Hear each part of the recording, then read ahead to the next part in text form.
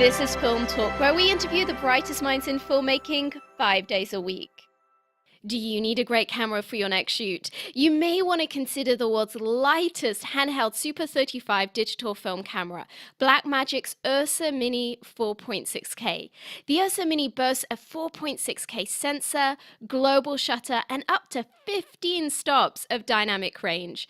It's perfectly balanced for handheld use and comfortable enough to be used all day long. Scene 1, take 1. Film Talk Nation, we are greenlit for yet another great show. Vanessa Frank here, and I'm excited to bring you our featured guest today, John Trigonis. John, are you ready for your close-up? I believe I am. Thank you so much. John Trigonis is the author of Crowdfunding for Filmmakers. He has mentored thousands of filmmakers, storytellers, and other content creators worldwide to help them craft compelling crowdfunding experiences that not only reach, but also exceed their financial goals. After spending a few years as a private crowdfunding consultant for a number of creative projects, John was brought on board Indiegogo's film team as its film campaign strategist, and now works behind the scenes on some of the most successful film and video campaigns, including Con Man, VGHS Season 3, Iron Sky: The Coming Race, and countless other top dollar projects, all while continuing to nurture his own creative multimedia endeavors. In addition to this, John recently spoke at TEDx. John, it's an honor to have you on the show today.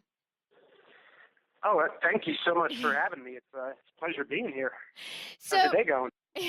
It's going well. John, I am just really excited to have you on the show today because I feel that this whole area of finance is, as much as we all wish we didn't have to deal with it, it's a huge reality and part of being a filmmaker, and is probably the most determinant factor that makes or breaks whether us as creatives are able to move forward and make the movies of our dreams.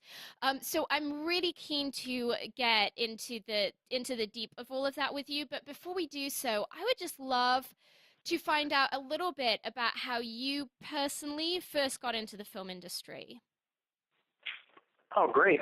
Yes, so I guess we're going back 10 years. I've been making mostly short films, just for film festivals primarily. My first bunch of films was just educational, because I don't have an actual degree or anything from a film school. I basically became a filmmaker because I wrote a terrible poem once, because that's my passion, is writing and poetry. And the story I found out needed to be a film, so I learned how to be a filmmaker, got together with a bunch of cool guys, and we just started making films. And the last bunch were good enough at the level where we could get into some film festivals, do some screenings, and that kind of did it. I stayed with short film mainly because I have a short attention span, and by the time I write the film, I'm kind of like, oh wait, do we actually have to shoot it now? Yeah. Oh, I know it. Yeah, I have been there.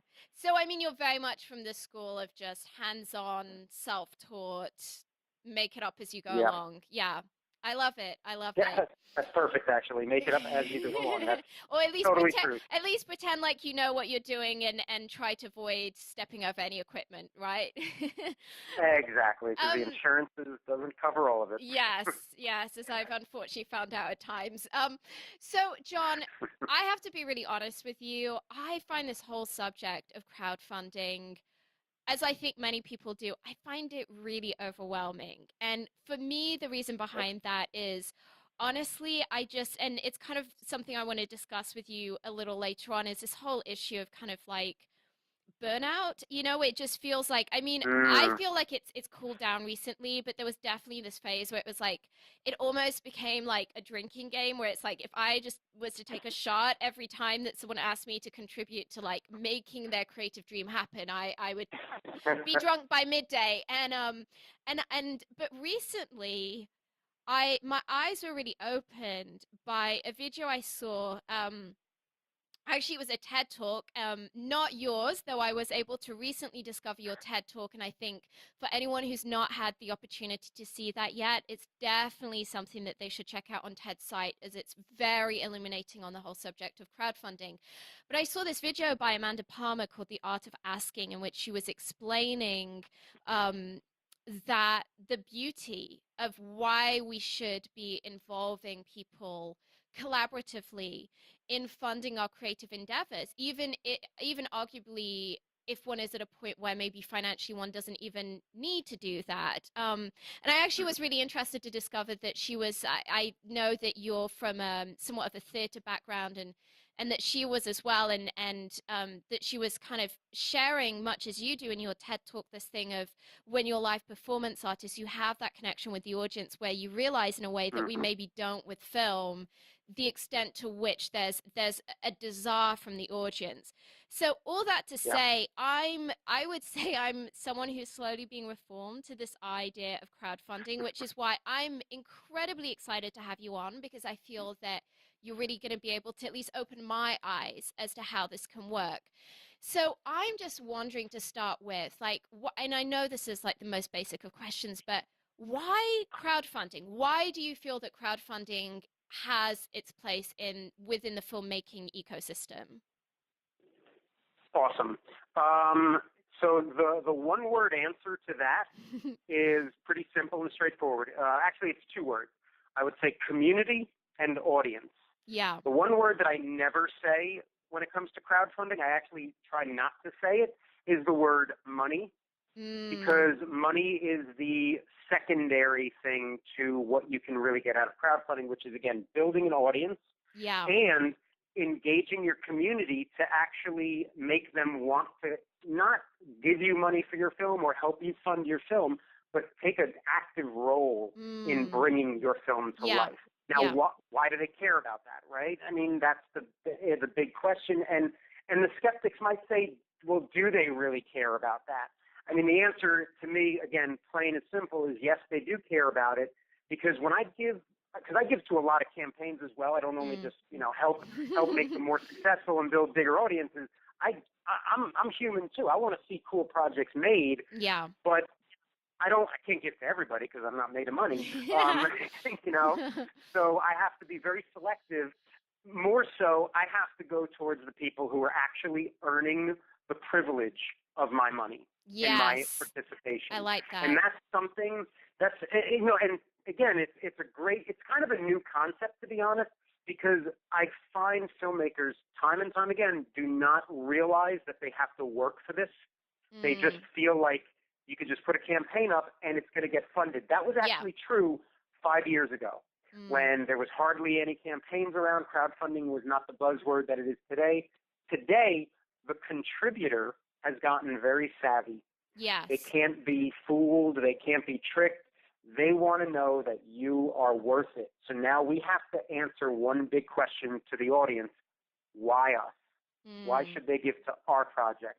And that's kind of like, I mean, I'm going a little ahead of myself now, but it's kind of like that's the new stuff that I'm trying to teach people about every day, because I see it, but the general filmmaker doesn't, simply because they're not looking at the audience and the community as active participants yet. They're looking Yes. at them as a person who donated to help my film project. It's Yeah. not really, you're not donating anymore. This is like, I want to be a part of it because I might have $5,000 to give you, but I only got $5,000 to give one person. Why Yes. should it be you? It's almost like the audience has become like a reality show, and the campaigners are contestants now. Yes. It's like, okay, prove it. This is Shark Tank. Let's do this. Yeah.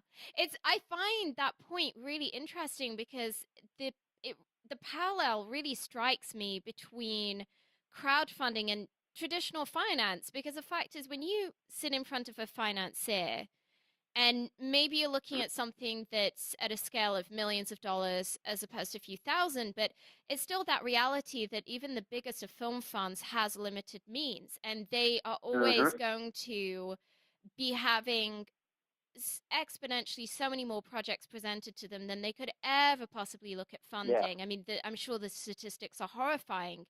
And it still is that it's exactly that same dynamic of your job is to find the reason why they should choose you rather than someone else and why that makes sense for them. It's not about you, it's about them and meeting their desires and needs as opposed to yours, which I think as creatives is, we can tend to be pretty self-centered, so that doesn't always come easily. So John, to Yeah. kind of speak to this whole question that I had of like crowdfunding burnout, how as creatives, can we avoid being that person that people just go, oh, not this again? Like, how do we present this in such a way that people feel honored, like particularly with our personal friends and family and our kind of warm market, where people are going to feel invigorated and excited and are going to click on that link to go look at the campaign, as opposed to just kind of their eyes glossing over and then swiftly moving on to the next thing? Yeah, I mean, I talk a lot about that in most of my writings and definitely the book, of course, but it's, again, like I like to think my answers are simple, right? Because Hmm. I'm a simple kind of guy. I don't like to complicate things. The main answer of how to invigorate people it's all in the messaging, right? When you look at a typical campaign, they kind of and I mentioned the word donate before because it's a word that I don't personally like vocabulary Yeah, wise, me neither. um, because it's not a donation. A donation means I feel a sympathy for you and your project, so I'm going to give you my Yeah, money. I don't need anything else. it's And that cringeworthy. again, yeah, and that was fine again years ago when crowdfunding was a baby. Now it's learned to crawl, it's walking, shoot, it's running at this point. Now it's a different game. Yeah, So the real thing becomes not, please contribute to my campaign even or please back my project. It's like, hey, do you want this film to be made that talks about X social issue, Y mm, science fiction movie? It's like you have to really start pitching as if you're pitching to those big investors that are going to give you $10 million, yeah, but we're to individual audience members for $25 a yeah, piece. yeah. So That it's will, yeah, I'm I sorry. mean I think to kind of harken back to what you were saying earlier, that so many people have this misconception that, hey, I'm just gonna throw up a page on Indiegogo and the dollars are gonna roll in, that it's a lot of work. I mean, my gosh, if this is the same Yeah. process that one goes through to acquire millions of dollars, I'm realizing this myself right now. These pitches that one has to make as a creative, it's like you are having to do all that research and prep up front. There's Hmm. no one's going to be like, hey, we're just, if it's an open assignment, I mean, it's you are going to have to put in a lot of elbow grease before someone actually signs that check. Absolutely. And here's the big difference between like, because it is a lot of work. You're absolutely right, Vanessa. It's like, I mean, I say it numerous times. Crowdfunding is a full-time job. If you got a full-time job, Wow. either quit or Wow. you're gonna be hustling your nighttime. So you're gonna work 9 to 5 Ooh. during the day, and then from 6 o'clock until midnight, you are on this campaign doing what you got to do. That is That's so the kind of nuts. Like that to me is but like it's complete paradigm shift. no, it's insane. But like you said, you made a great point. It's the same kind of work that you would do for an investor. Here's the big difference that a lot of filmmakers don't realize. We do all this work in crowdfunding not for that money, but when we get that money, we also got the audience. When you Yeah. go to the investor, you get the money, but in reality, so what? You're Yeah. still going to have to build an audience. With Exactly. crowdfunding, you've done both of those things. That's So you've good. done the work Mm. and you've killed two birds with one stone. Yeah. It's like, and again, that audience factor is the differentiator, straight up. That's exactly the word that was coming to my mind, was differentiator. It's, Hmm. something that I was musing on recently, as I myself am in a process where I'm, having to prepare such pitch, and I was thinking, on one hand, it kind of, I think, as a direct, it can kind of bum you out to think, oh my gosh, I've got to do all this work and I may or may not get the job. But at the same time, it's that thought of, but then if the project does get funded and I do get the job, I've already done all of this work. Like, this research and presentation process isn't for anything. It's going to give me anyway a massive leg up creatively, particularly as Yep. many films don't have these days a massive amount of lead time. I mean, that's the scary thing, is that you Mm. can sit around for a long time waiting for a project to happen, and then once it starts going, it's like a freight train.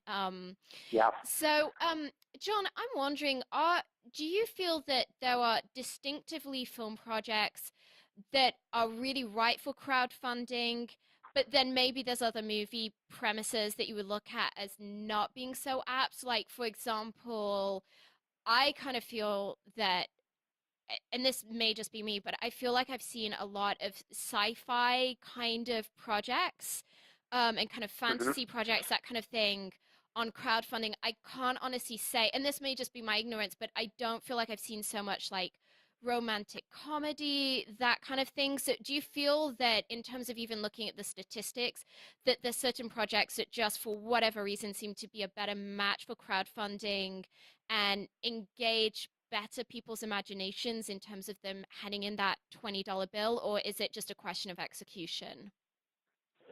Um, wow, that's a fantastic question. It's actually a little of both. I mean, it does. You know, you can fund any film, and I've seen the romantic comedies get funded Really? just as well as the horror movies. You know, based on their execution, based on the type of like incentives, the rewards or perks Yeah. that they're offering to people, and also really based on the person. You know, the campaign video. When we look at it, if the person who's giving the pitch or as I call it, the invitation, you know, is charming, has a little bit of charisma, and is Mm. passionate about the project, it's almost a no-brainer that you're going to throw this person some money, as long as they Yeah. can also show that they know what to do with the camera. Yes. But in terms of like, because you'd kind of be surprised how many people actually don't know how to use a camera and they're funding their I first know, film. right? I always think that's a problem. I think the Yeah. one thing filmmakers need to do is they got to earn that privilege. I said it before, I'll say it again. Earning that privilege means spend a couple of years making your own films out of pocket and Yes. get into festivals, and then come to crowdfunding for your fourth or fifth film, and Mm. then, you know, hopefully you have a little bit of an audience too from those other films, you know, Yeah. because of their merit. And you have a track Um, record of but being able to show that you can see a project through from beginning to end, through to which the a lot of nascent filmmakers, they have all the drive at the beginning, but they don't see it through to the end, it or drops off. yeah, Yep, or the it movie drops off gets, somewhere or in the the middle. yeah, or the movie gets completed, but they never do anything with it, which is just as bad. True. Yep. No, absolutely. You know, but in terms of like genres and things, I mean, I definitely you're right on the money. I've seen a lot of sci-fi movies of late. I think a lot of it has to do with the trends of the time as well. Yeah. So right now, what's big? You know, right now, anything that has to do with social cause documentaries. Those are huge on crowdfunding platforms right now. Interesting. If you have a social cause, you put it up, and if you have an audience, if you know a bunch of Facebook groups that do this kind of thing, you will be successful, most likely, That's based on amazing. execution. Horror movies, always going to be easy, not easy, obviously, but Yes. there's always going to be a market for horror movies. So Mm. I mean, on Indiegogo, it's horror movies and documentaries. Those are the number one and Yeah. two films, Which and is then really the different narrative. interesting because typically documentaries outside of crowdfunding have a notoriously hard time getting funded Mm, because yep. sadly the commercial models just aren't really there for documentaries. I mean, obviously there's always going to be that kind of huge breakout hit, but on the Hmm. whole, I know from experience that trying to get funding for documentaries, I mean, it's really a question of normally you have to accept your budget's going to have to be pretty tight. So Yeah. if crowdfunding is a source, and it kind of reverse engineers that whole thing of finding an audience as well, I could see that that would be a very, very, very high interest in that area of the industry. Yeah, no, it absolutely is. I mean, I'm trying to think of some documentaries that are out. I mean, that have been crowdfunded. But I think in the next few years, we're going to see that a lot of documentaries are going to have some aspect of crowdsourced funding Mm. on top of whatever else they get. Yeah. And you know, I think that's a smart thing, because you're also testing the audience for that documentary. Because there Mm. are a lot of great stories, but I have to say there are also stories that you're kind of looking at and you're like, wait, who would want to watch a movie about this Yes. person who's just I sitting know. home making faces? Like, I mean, is that a real topic? I don't know. Mm. Is it? Let's try to crowdfund it. If you can find the crowd, you deserve to Yeah, get that. it's a perfect proof of concept, which Absolutely. having seen a fair few friends lose their shirts going after a passion project that they Mm, then discovered after the movie was made no one was interested in, yeah. There's definitely something to be said for proving your concept before you sell the farm for it. John, I realize my next question is potentially a little controversial, but Oh no. I'm fairly sure you can handle it. I'm just curious, as I'm the kind of person who really likes to drill down and kind of find out the exact details of how to do something, which is why I think your book is of huge interest, and I definitely want to discuss your book a little later. But I'm just wondering, there's so many, I mean, there's such a, what's the word for it? There's such a huge amount of crowdfunding sources these days, just so many websites just springing up from all over the place. And there's the big players that we're all aware of which you Hmm. represent one of those. And then there's all of these like super niche ones that are kind of like, it's a bit of a cottage industry. Um, do Right. you feel that there's certain platforms that are a better match for certain kinds of creative projects than others, or do you feel that it really doesn't make any difference? No, good question. Definitely, yeah, it's a little controversial, but like you said, I can handle that. Um, no, there are a ton of platforms out there. Just to address the question quickly of like, are some better than others for certain projects? Yeah, I mean, I if I have a horror movie, am I more likely to mhm. be successful if I go to website A rather than website B, or no?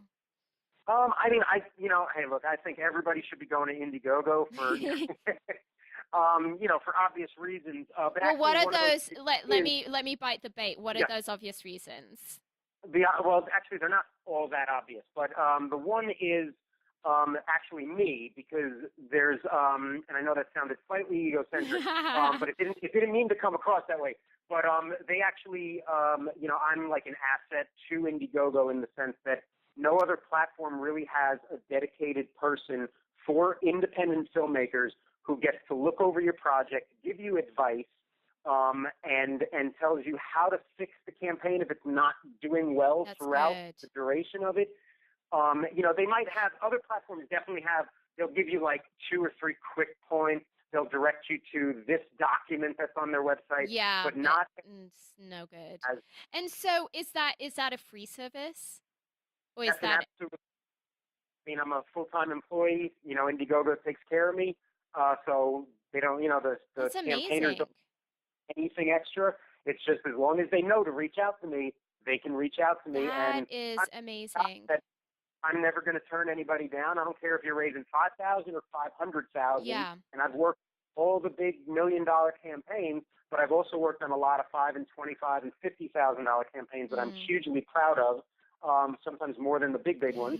And that's one of the big differentiators. The other thing is Indiegogo is also kind of working towards evolving crowdfunding.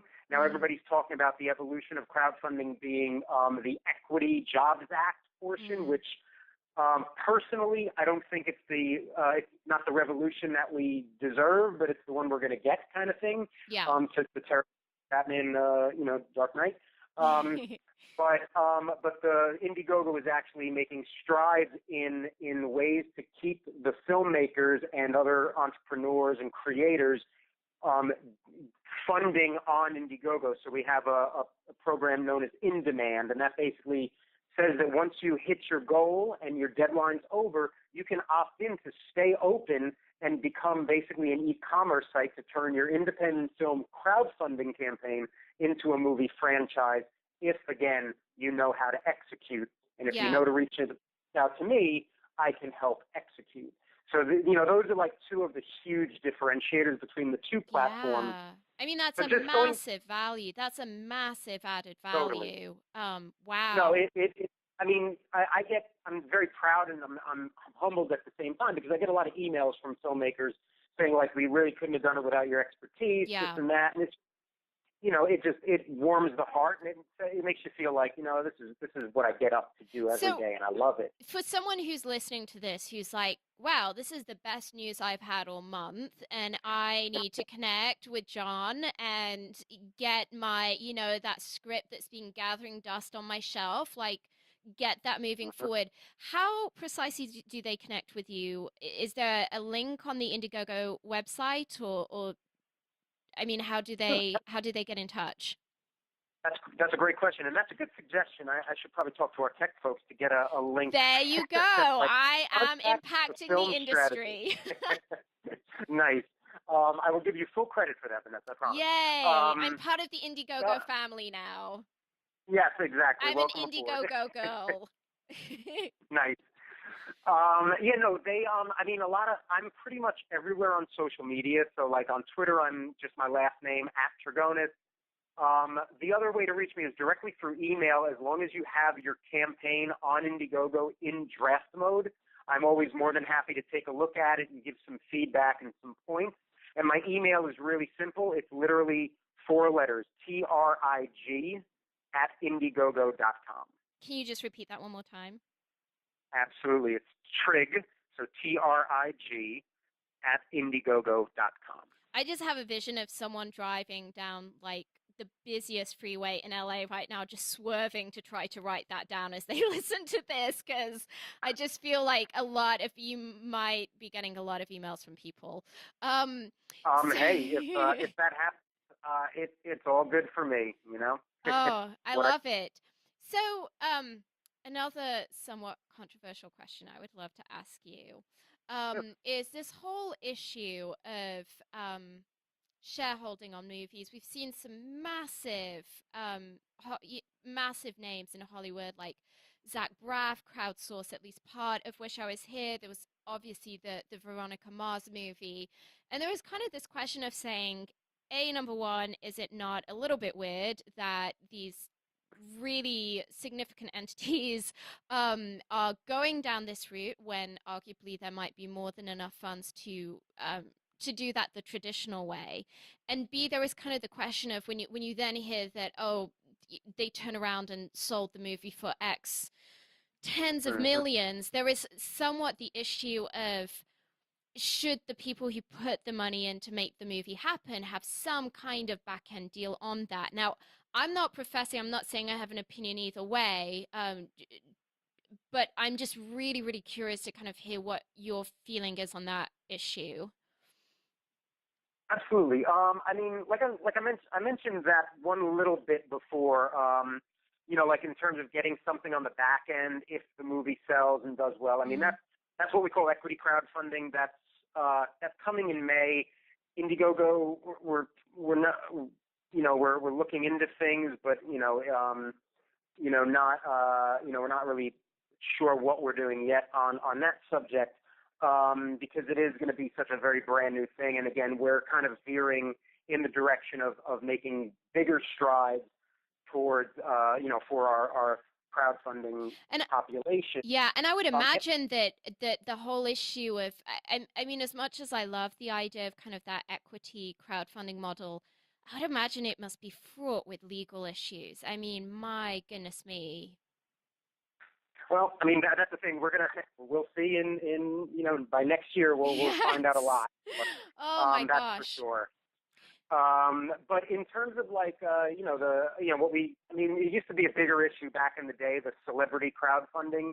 Mm, If you look at like Indiegogo, right? Indiegogo was around or has been around for quite a while. And when they first launched, their big thing was to help people have access to the money they needed to bring their passion projects to life. yeah.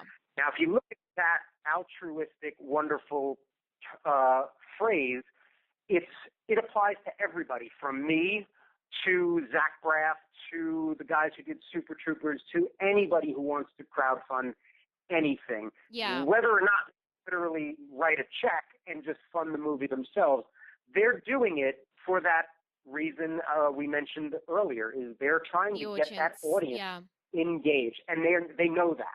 Which does make a lot of sense to Mhm. me when you look at someone like Zach Braff, who has such a loyal audience and a really, I think, a really strong fan base of people who love the kind of niche kind of product that he produces. And similarly, I mean, Veronica Mars is such a cult piece of television that it would make Mhm. sense that they would want to engage them. But at the same time, I can see the point of view of filmmakers who would say, but you know what, that's ostensibly taking dollars away from, someone goes to Indiegogo and it's like, oh, you can put your money, as you were saying, everyone only has so much money. It's like, are you going to give your $50 to the struggling filmmaker or to the Veronica Mars movie that Well, arguably just don't even need those funds? I mean, I'm not saying that that's necessarily my point of view, but I could see how that could true. rub Yep. people up the wrong way.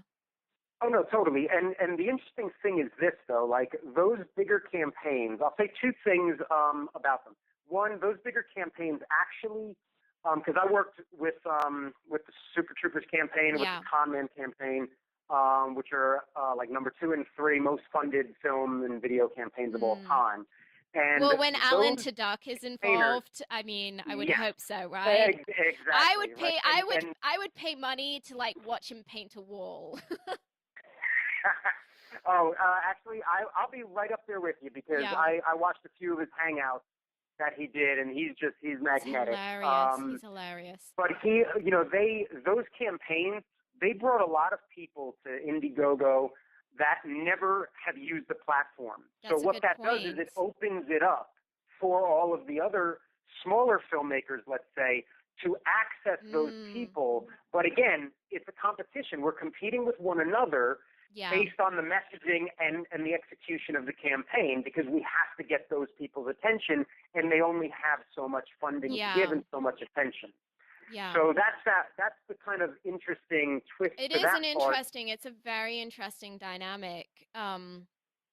Yeah, I think in this Yep. rapidly evolving world of online media and the intersection between that and the film industry, I think that this is, as many people believe, this is just the beginning of such Yep. conundrums where it's like, you know what, guys, it's like there's no perfect answer for a lot of this stuff, and we're just all figuring it out a step at a time. Yep. Exactly. So, And just that second thing that like those about those celebrity campaigns too mm, is it's all in the execution. Like if you remember Zach Braff got I coined the term Brafflash. It was the first one of the first ones. Veronica Mars got some backlash too from the audience. yeah, But got backlash because of the way they handled their campaigns. Whereas yes, you look miles ahead, which was run. I worked with Don Cheadle and his team, and we set that thing up with the messaging, with everything that they completely got zero kind of backlash. And interesting. so let's be honest, they could probably put the money in themselves, right? Yeah. Just like any other I would think person. so. But they did it with those best intentions. They wanted Mm, to get the audience for people who yeah. love Miles Davis, who want to support independent film because it is an independent film Mm, and it's doing fantastic right now, all because the audience went to bat for Don and his directorial debut. yeah. And I think that really speaks to why there's so much value in Indiegogo having you in place as this strategist, this consultant that people can call on for free, because I can see that whether you are a first time filmmaker really with no track record who's trying to um, build a product that has like no IP and has all of that set of challenges, or whether you're the big Hollywood filmmaker who maybe is coming at it with some IP and some huge a huge pre-existing fan base, but then you have a different set of problems. Having someone like Mm-hmm. yourself that people can come to and say, this is my unique situation, and you can say, this is where the landmines are. This is how you Yep. need to kind of step around them in order to be successful. I think that that's really invaluable, and I think that that's going to be a big, as you said, a big differentiator between Indiegogo and some of these other platforms, where really the best that they can do is send you to a online help document. Mm-hmm. Yep. Well, John, And don't get me wrong, those documents are okay. I mean, I wrote a big one, yeah, but yeah. again, it's But they're like not good gonna. for It's not. the basics. It's yeah. It's never gonna be someone actually sitting down, looking at your particular case study, and being able to brainstorm and being able to come up with solutions, and Yep. to be able to apply that invaluable resource of 10,000, 10,000 hours or whatever it is, that you've already put into acquiring these skills. Well, John, we're about to enter our Mhm. final act in which we're going to be getting some of Mhm. your top recommendations. But before we do so, All right. let's take a moment to thank our sponsors. When you're putting together that masterpiece movie, the coloring is a major creative decision. It can make the difference between whether the audience interprets your story as warm, cold, dark, or light, and it can help define the genre of the film. Here's a quick tip. Horror movies tend to have blue tones, romantic comedies tend to have warm tones, apocalyptic movies tend to be grey and washed out, movies in which reality is off kilter tend to have green tones, and action movies tend to feature a lot of teal and orange, particularly in their artwork. The Emmy Award winning Davinci Resolve from Blackmagic will help you get that perfect color for your next production. The Davinci Resolve 12 combines professional non-linear video editing with the world's most advanced color corrector, so you can now edit, color correct, finish, and deliver all from one system. The DaVinci Resolve is completely scalable and resolution independent, so it can be used on set, in a small studio, or integrated into the largest Hollywood production pipeline. From creative editing and multi-camera television production to high-end finishing and color correction, only DaVinci Resolve features the creative tools, compatibility, speed, and legendary image quality that you need to manage your entire workflow, which is why it is the #1 solution used on Hollywood feature films. John, welcome to the final act where you'll be sharing incredible resources and mind blowing answers. Are you ready? I think so. Yeah, I hope so. So, John, I would love to know what the best piece of advice is that you've ever received about filmmaking, and maybe even being that kind of the topic of this conversation is crowdfunding, maybe what the best piece of advice is that you've really received specifically about this whole subject of raising funding for films. Cool. It's actually that's an easy one. I like that. It's actually a quote that I heard from a former colleague of mine, Izzy named Adam Chapnick, and I heard it when he was giving a presentation, and he said, "If you're crowdfunding for the money, you're doing it wrong." Yeah. And I kind of like stood back, and I was, "Oh, wait a minute!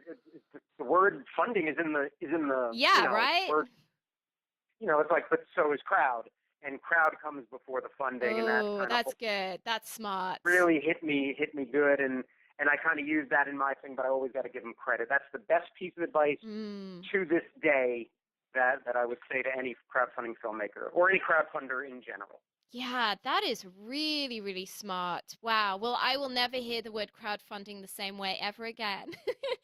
um, Nice. so, and John, I would love to know if you had just one movie to stake your entire career on, maybe within even the context of an awesome dream crowdfunding project, what kind of project would it be and what talent would you want attached? Ooh. Well, I guess this would be one of mine, I guess, or Yeah, just dream project for you. yeah. Yeah. I mean, I guess dream project. I'm actually, I'm working on a script that I've been working on for a while, and got some Hollywood help from a noted Hollywood script analyst. A couple of times he gave me freebies, which was nice because he believed in it so much. That's always nice. Um, yeah, it's really nice. It's always nice when And people believe enough in your talent or your project to be like, don't even worry about it. I just want to work with you. yeah, it was humbling for sure. But yeah, I mean, in this case, the vampire coming of age Mm. story. I like vampires. I like kind of that kind of culture Yeah. to an extent. Well, it's very Played a lot filmic. of when I was younger. It's It's very what? it's very filmic. I mean, there's a reason that there's Yep. so much vampire product right now. It's that it looks great on camera. Absolutely. So yeah, that's kind of my dream project. That I am gonna. I mean, ultimately, it'll be my real reality project. I'm just kind of waiting on one So last polish. is this gonna be crowdfunded? It'll be partially crowdfunded. I Mm. think the future is every movie that gets made, and I'm talking like probably 10 or 15 years down the line. Every Yeah. movie that's made is going to have a crowdfunding component if Interesting. they're smart. And I mean, if If not, then it's just Hollywood movies then. Yes. And people are getting a little bit tired of Oh, the we same are, stuff. yeah, no, count me in that group of people. I actually, Mm-hmm. it's interesting. I have a movie out called Let the Lion Roar, which Hmm. actually very similar to a lot of what you've been talking about is it's a super niche hybrid documentary that is a Uh-huh. very acquired taste. And we went a super independent route with it. We did not crowdsource the funding, but we used a very unique distribution strategy where we basically used the principles of affiliate marketing and applied it to this launch, and we just completely handling the distribution independently, like 100% independently, were able Hmm. to get that movie's marketing campaign in front of a couple million people for free within our niche audience Wow. from doing that. Yeah, so it's just a lot of what you're sharing. I'm like, oh, I can kind of see like that's a little bit what I've been involved with in the past. Anyway, all that to say, we use this incredible platform called VHX, which, if anyone is Mm-hmm. looking to like set up their own direct to audience streaming option, I cannot recommend VHX highly enough. I know that there's been a few different contenders vying for that Yep. spot, but I really think that VHX is killing it right now with all of the features and the options that they provide. It's truly amazing, and I'm not saying that because I'm being paid to endorse them. I'm saying that because as an independent filmmaker, I've just seen them go above and beyond. Anyway, Right. they have a really interest that if you have, particularly if you have reoccurring content, so like you have some kind of I guess it wouldn't even be a web series, but it's like maybe you're a YouTube star and you decide that you want to do your own subscription paid series. They now provide the ability Hmm. whereby you can set up one of these deals where it's like, hey guys, you're going to get an episode a week and it's going to cost a subscription of, I don't know, $2 a week or $5 a week or whatever it is. And yeah, that just really made me think of what you were sharing of saying in a few years' time, that's increasingly the direction that this is going to go, where it's really almost like that reality show Yep. format of it's kind of like a voting platform where things are going to be funded based on how Yes. many people. It's no longer going to be that pyramid kind of system where it's like you've got a gatekeeper at the top and the masses at the bottom. It's really going to be the other way Yep. around, where if you want to get something made, it's because sufficient a number of people have slapped down their credit card in advance and said, I will pay $5 in advance to make this happen. And I think it's just interesting seeing these things emerge and seeing what you're saying in that respect of where it might be at in 10 or 15 times, Mm-hmm. seeing the emergence of that model with VHX and some of what they're doing, which I think is a very groundbreaking, particularly for people who inhabit that space of ongoing content, but maybe they want a little bit more control than YouTube gives them. They want the ability to be able to charge people up front as opposed to really relying on advertising revenue. Yeah, it's I think that there's a lot of validity to what you're saying in that respect. No, definitely. I mean, and again, this is probably one of the most exciting times to be living in, to be a creator. I mean, I kind of wish this stuff existed I about know, 10 right? years Oh ago my when I gosh, started so this, many but things.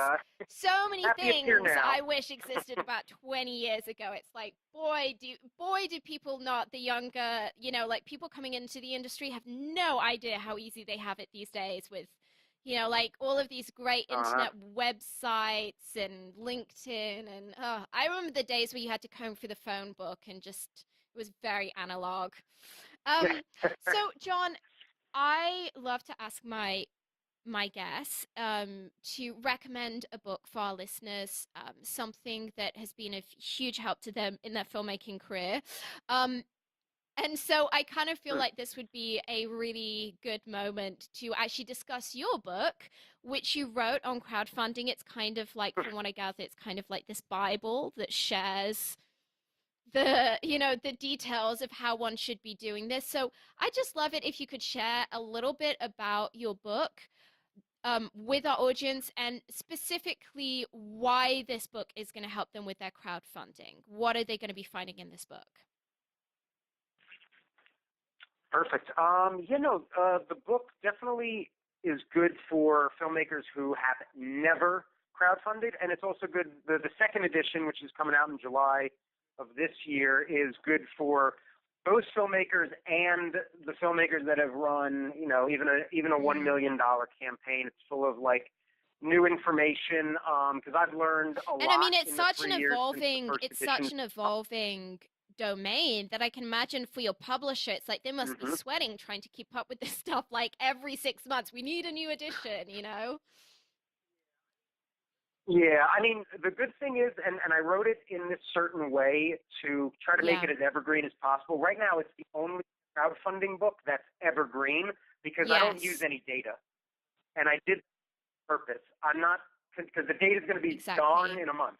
It's going to be completely different. So I focused on the tactics that work, how to implement those tactics. I focused on the execution of a solid campaign and also the philosophy behind That's good. crowdfunding. So again, you heard me talk about that it's not about the money. That's the hardest thing to convince people. So I've had to create. Well, I think the thing is that around we've seen so much bad messaging of people like I mean, it was like I felt like there was this wave that, thank God, has kind of subsided, but like literally where it was like every man and his dog suddenly was kind of like, oh, I've always had this dream to record an album or whatever, and it was like this horrible time when everyone just suddenly started feeling like the world owed them something, like, and I really felt I got to the point where I felt like, and I thank goodness managed to restrain myself, but I really felt like I got to this point where I just wanted to be messaging people and being like, listen, it's not my job to make your dreams come true, because that's unfortunately really the way they were expressing it was me, me, me, me, me, I. So I just think it's so refreshing, and I really feel like anybody who's considering doing a crowdfunding campaign, they need to get your book. They need to read it cover to cover. They need to make annotations. They need to then go back and read it again.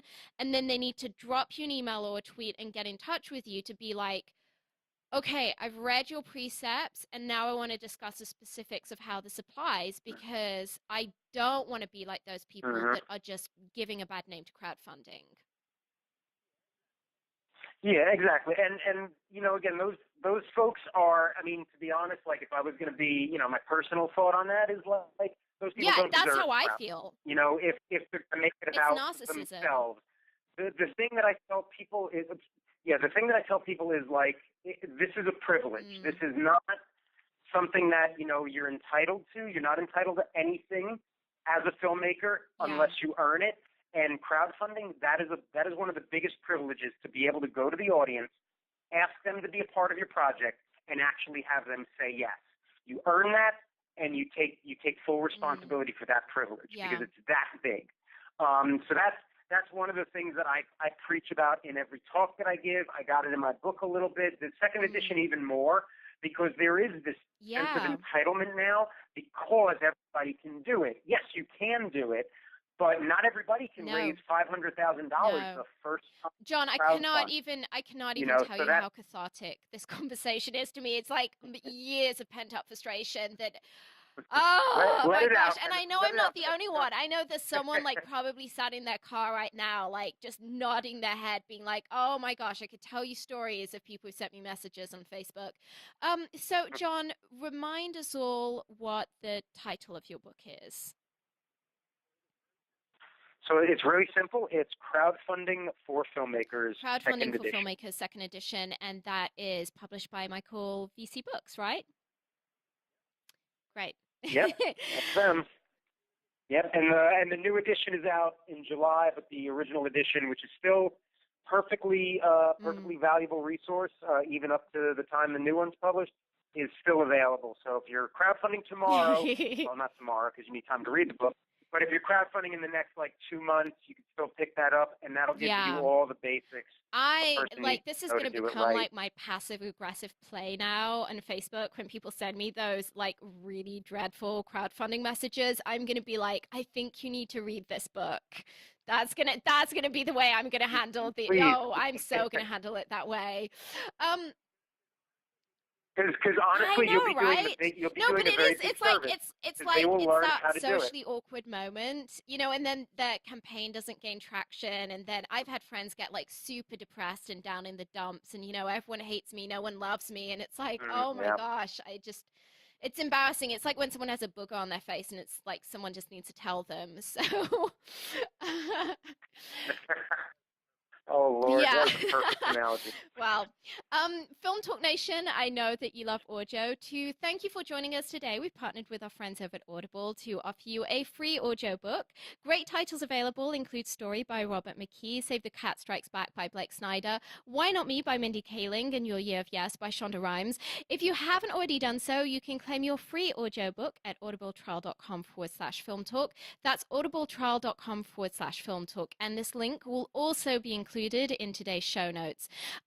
John, if you could recommend just one movie for our listeners, maybe even something that was crowdfunded, who knows? What would it be and why? Um, Mm-hmm. One movie.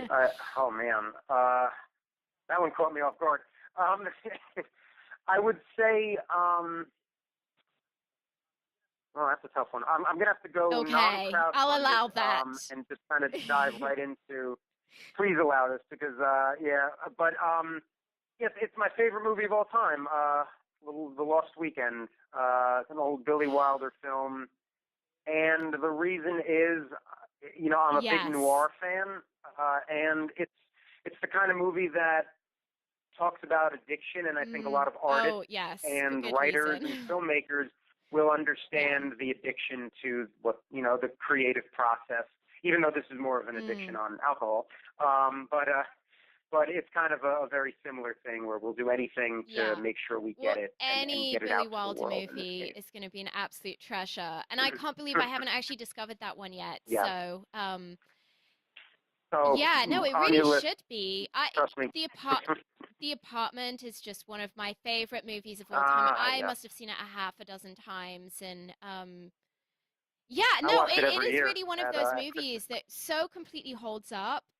Which is so rare. Unfortunately, so many movies that are made these days, that cannot be said of, and yeah, I just feel like every filmmaker should get to discover at least one Billy Wilder movie. So, yeah, great Yeah. recommendation. The next question I want to ask you is like almost hilariously like I know what you're already going to tell me, but maybe I'm going to preface this with maybe other than Indiegogo, what website or app would you recommend to our listeners as part of their filmmaking endeavors? This is going to be a little strange, Please don't say maybe. Kickstarter. But no, I would never. That'll never That come would out of my be mouth. Believe me. Even if I wasn't working for that would be Indiegogo, like staff it would. meeting at Indiegogo tomorrow morning.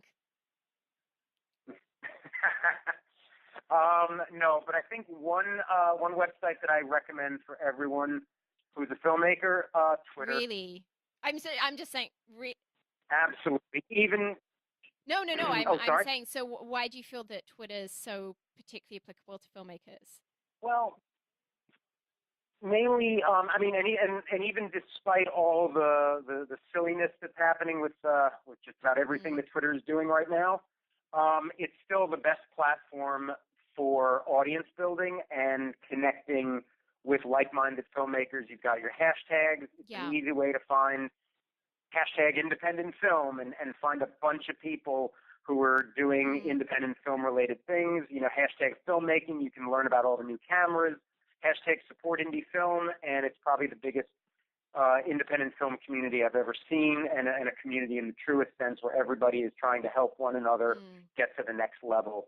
The downside is most filmmakers just do not have the patience yeah. for Twitter, and it's a very, very unfortunate thing. They rely too heavily on Facebook and Facebook pages without realizing half the time that if they really want to use the page properly, they need to I shell out know. some It's money. so crazy. A few years ago, it was like you dropped something. If you had 10,000 fans on Facebook, all 10,000 fans were seeing your post. Mm-hmm.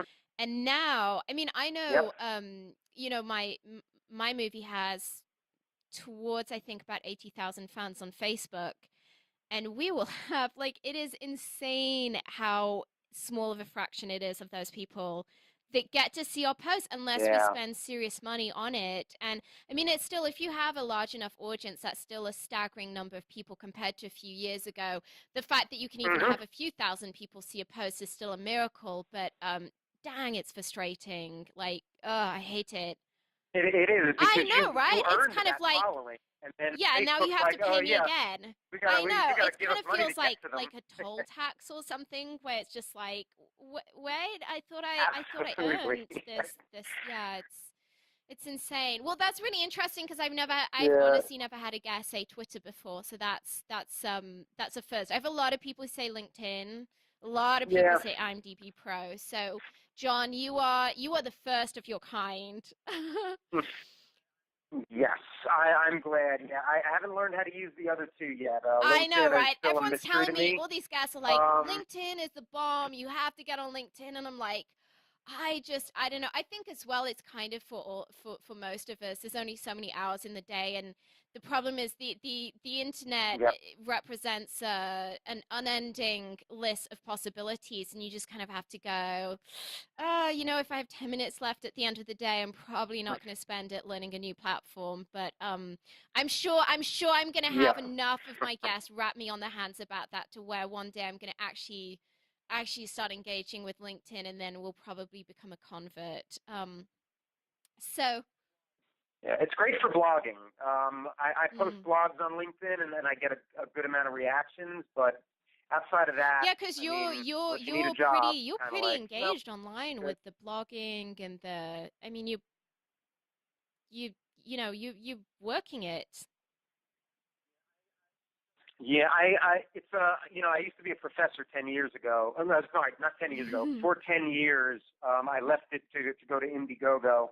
So the teaching instinct of trying to enlighten people about whatever knowledge I feel I can offer is like Yes. inbred in me. Yes. So for me, writing a blog, being online, doing videos, whatever I can to get ideas across to people, I do. And I don't know how I find the time to still do my own creative endeavors, Yeah. but I do. So I don't sleep much, and I don't have Well, much of a but social you know life. what? You're So you're two giving great things. away to many, many, many filmmakers, and I know that that's something that must bring a lot of satisfaction to you. Well, John, it's time for the martini shot. What parting piece of guidance do you want to share with us? Definitely keep. I always like to tell filmmakers, even though things are easier today, the number one thing is get social, and just that means whether it's going to events that you found on Meetup.com, or socializing on Twitter and Facebook. Get social, meet people, and keep genuinely taking an interest in other people and other filmmakers in this particular case, before you give them anything Yes. of you. In terms, of, basically, what that means is take an interest in their projects before you start saying, "Hey, by the way, Yes. I've got this Yes. cool film." Build that Mm. genuine rapport, because down the line, not only for crowdfunding, but when I'm a product of it too. You'll find that they'll be more likely to give with whatever messaging you give the minute you say, "Hey, I've got a campaign." Yeah. They'll be on board because you, and it's a real relationship instead of some kind of quick Yes. transaction I where you absolutely actually agree. It's interesting. know the person. We just did a show this week with Richard Botto from Stage 32, who, like, yeah, Oh, RB. So, like RC, yourself, oh he's man. just a master networker and has an incredible mind for seeing the interface between that and technology. And he was saying exactly the same thing. He was like, you know what? You have to give before you can receive. And if you do that, then you're going to make a lot of friends. But if you're like all the other amateurs in town who are just like, all about themselves, then all you're going to do is just really, it's like your message is going to go in one ear and out the other. Um, Yeah. That's Well, that's a wrap. Film Talk Nation, in this industry, you're only as good as the people you know. And today you've been hanging out with John Trigonis and myself. If you want to go the extra mile, head over to filmtalkpodcast.com and type John Trigonis into the search bar. The show notes from today's show will appear along with everything we discussed, like John's book and his recommended movie. John, we appreciate you sharing your priceless insight with us today. Film Talk Nation thanks you, and we'll see you on the red carpet. Thank you.